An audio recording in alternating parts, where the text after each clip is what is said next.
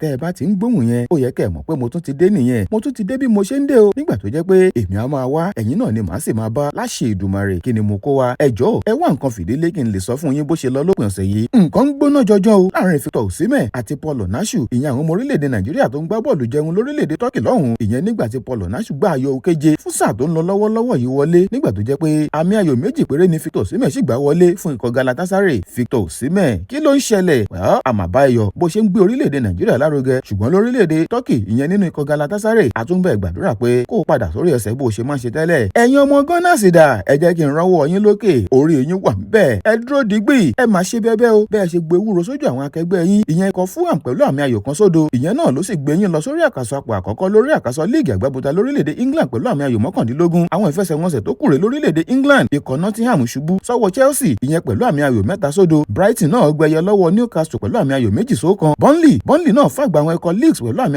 ayò 2 sódo Crystal Palace àti Bournemouth nǹkan gbóná jọjọ láàrin àwọn méjèèjì ṣùgbọ́n ọ̀mì ló padà parí sí 3-3 náà gbà wọlé ara wọn Man City àti ikọ̀ Everton Man City fàgbà wọn Everton pẹ̀lú àmì ayò 2 sódo Sunderland náà gbẹyẹ lọ́wọ́ ikọ̀ Wolves pẹ̀lú àmì ayò 2 sódo ikọ̀ Arsenal bá ṣe sọ lẹ́ǹkan ọ̀nà ikọ̀ Fulham pẹ̀lú àmì ayò 1 sódo Iwobi ṣé ẹ mọ ọmọ yẹn dáadáa tẹ́ ẹ bá mọ̀ ó mà ti fi tán balẹ̀ bó ṣe jẹ́ pé òun ló ti farahàn jùlọ báyìí nínú gbogbo àwọn ọmọ orílẹ̀-èdè Nàìjíríà tó ń gbá bọ́ọ̀lù nínú líìgì àgbàbọ̀tà ti orílẹ̀-èdè England nínú ìdíje tó wáyé láàrin ikọ̀ Fulham àti Arsenal tó ti farahàn ìyẹn ló pé ìgbà 99 ìyẹn 299 tó farahàn nínú líìgì àgbàbọ̀tà ti orílẹ̀-èdè England Alex Iwobi àmàbáyọ ó yẹ kẹ́ ẹ ti máa gbọ́ nípa ta ni àwọn ọmọ ìyá mi nílẹ̀ Arẹwà máa ń pè ní dógó àwọn tèmi nílẹ̀ Yorùbá ń pè ní àgòrò ìyẹn ọmọ jìgọ̀lọ̀ tó máa ń yọ bí ẹkùn yẹn tó ń gbá bọ́ọ̀lù fún ikọ̀ Manchester City ó yẹ kó ti yé eyín ta ni mò ń perí ẹ̀gàn ìyẹn Erling Haaland ọpẹ́lọpẹ́ lára ikọ̀ Man City nítorí òun ló bá wọn gbá àmì ayò méjì tí wọ́n fi gbẹyẹ lọ́wọ́ ikọ̀ Everton lópin ọ̀sẹ̀ yìí wọlé àmì ayò méjì náà ló sì gbé lọ sórí òkè téńté lórí àkàsọ̀ àwọn tó gbá bọ́ọ̀lù sáwọn jù nínú líìgì àgbàbọ̀tà ti orílẹ̀-èdè England pẹ̀lú àmì ayò 11 ẹni tó ń tẹ̀lé lọ́wọ́lọ́wọ́ báyìí ni Antonio Semenyo pẹ̀lú àmì ayò 8 ọmọ ikọ̀ Bournemouth yẹn. bákan náà lọ̀rọ̀ ṣe rí o láàrin ikọ̀ Aston Villa àti Tottenham nígbà táwọn méjèèjì fìjà pẹ́ta ṣùgbọ́n àsẹ̀yìnwá àsẹ̀yìnbọ̀ ńṣe ni Aston Villa pàpà gbomijé lójú ikọ̀ Tottenham lẹ́yìn kùlélé tí wọ́n fúnra wọn nígbà tó fi àmì ayò 2 gbẹ̀yẹ lọ́wọ́ ikọ̀ Tottenham pẹ̀lú sí ẹyọ kan.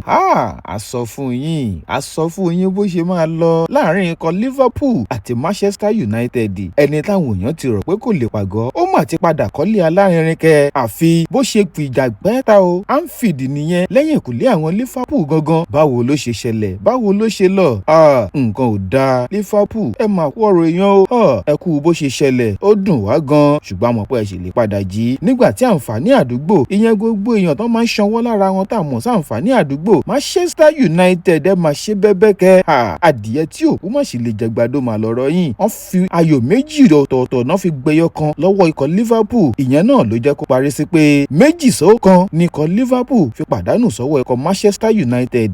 wọ́n mà ti jíkẹ́ àbí kí ló fẹ́ ṣẹlẹ̀ a sì ń wò bó tún ṣe máa rí lọ́jọ́ iwájú o Manchester United ẹ kú àfitọ́mọnìyàn ṣe ẹ kú iṣẹ́ o ẹ ṣe bẹ́ẹ̀ ṣe bójú Liverpool jẹ́ lọ́sẹ̀ yìí. lórílẹ̀‐èdè Spain ńkọ́ ìyẹn nínú ìdíje La Liga ikọ̀ Mallorca fàgbà àwọn ikọ̀ Sevilla pẹ̀lú àmì ayò 3-1 nígbà tí ikọ̀ Barcelona náà fàgbà àwọn ikọ̀ Girona pẹ̀lú àmì ayò 2-1 ikọ̀ Villarreal àti Real Betis 2-2 náà jọ gbá wọlé ara wọn nígbà tí Atletico náà fàgbà àwọn ikọ̀ Osasuna pẹ̀lú àmì ayò 1-0 Elche àti Athletic Club ọ̀mìnà gbá torí pé wọn ò gbé àmì ayò kankan wọlé ara wọn Celta Vigo àti Real Sociedad náà gbá àmì ayò kọ̀ọ̀kan ìyẹn ló sì jẹ́ pé ọ̀mìnà gbá ikọ̀ Levante náà pàdánù sọ́wọ́ ikọ̀ Rayo Vallecano pẹ̀lú ayò 3-0 nílé ẹ̀yìnkùlé wọn fún ara wọn.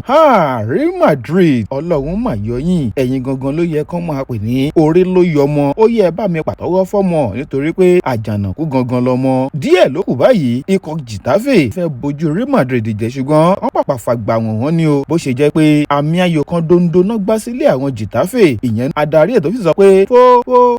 ó ní bọ́ọ̀lù ti tán wípé kò ní kálukú máa lọlé ẹyọ kan ṣoṣo ní ikọ̀ Getafe fi pàdánù sọ́wọ́ ikọ̀ Real Madrid lórílẹ̀‐èdè Ìtàló ńkọ́ ìyẹn nínú ìdíje Serie A ikọ̀ Elche àti Sassuolo 0-0 náà gbá Pisa àti Hellas Verona 0-0 làwọn náà gbá ṣùgbọ́n Torino fàgbà wọn Napoli pẹ̀lú àmì ayò kan dondo sódo ikọ̀ AS Roma náà ṣubú lẹ́yìn kúlé wọn fún ara wọn sọ́wọ́ ikọ̀ agbègbè wọn ìyẹn Inter Milan nígbà tí ikọ̀ Como tí Fabregas jẹ́ adarí wọn fàgbà wọn ikọ̀ Juventus pẹ̀lú àmì ayò 2-0 Cagliari àti Bogana àwọn náà gbá àmì ayò 2-0 nígbà tí Bogana bójú wọn jẹ́ mọ́ ilé wọn Genoa àti Parma 0-0 làwọn náà gbá 0-0 ní ikọ̀ Atalanta àti Lazio náà pàpà gbá nígbà tó jẹ́ pé AC Milan náà fàgbà wọn ikọ̀ Fiorentina pẹ̀lú àmì ayò 2-1. bó ṣe pàpà lọ nìyẹn o, bó ṣe lọ nìyẹn àti rí bó ṣe lọ. Ẹ má gbàgbé láti tẹ subscribe button yín kẹ́ ẹ tún lè máa rí àwọn ìsọfúnni yìí bó ṣe ń lọ lọ́kọ̀ọ̀kan èjèèjì. A máa fún yín, a máa gbé yín débẹ̀ délẹ̀ nítorí pé orí ikọ̀ ó ta lẹ́nu gangan lẹ ti lè gbọ́ ohun tó jó òótọ́. Ẹ máa bá wa ká lọ. Èmi ọmọ yín náà ni adira ètò bí ẹni ṣàna ìyàwó Famous Amos lórúkọ tèmi. Ẹ jọ̀ọ́ ẹ tẹ bọ́tìnì yẹn kó ná yín lówó.